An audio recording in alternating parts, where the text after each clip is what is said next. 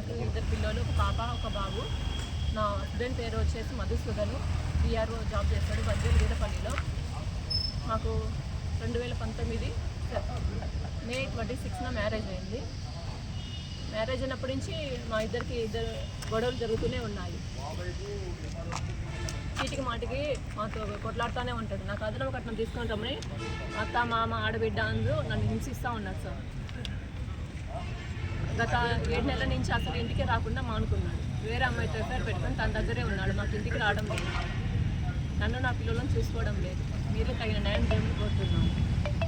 నేను అందరికీ వెళ్ళి చెప్తున్నానని బద్వేలు ఎంఆర్ఓ సార్కి, కడప కలెక్టర్ సార్కి కూడా చెప్తున్నానని మొన్న బద్వేలు ఎంఆర్ఓ సార్ను కలిసి నేను ఇంటికి వెళ్తుంటే నన్ను బద్వేలు సెంటర్లో పట్టుకొని జుట్టు పట్టుకొని కొట్టి లాగి ఇచ్చి కొట్టిండు. నేను అక్కడ స్పృహ తప్పి కింద పడిపోయాను. అందరూ అక్కడ ఉండే వాళ్ళు చూసి నన్ను లేపి నాకు పాటించిండు. నేను అందరికీ చెప్తున్నానని ఈ విధంగా నన్ను చేస్తున్నాడు. నాకు నా పిల్లలకు ప్రాణహాని ఉంది ఆయన దగ్గర నుంచి.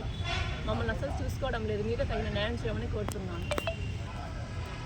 నాకు నా పిల్లలకు రక్షణ కల్పించండి సార్.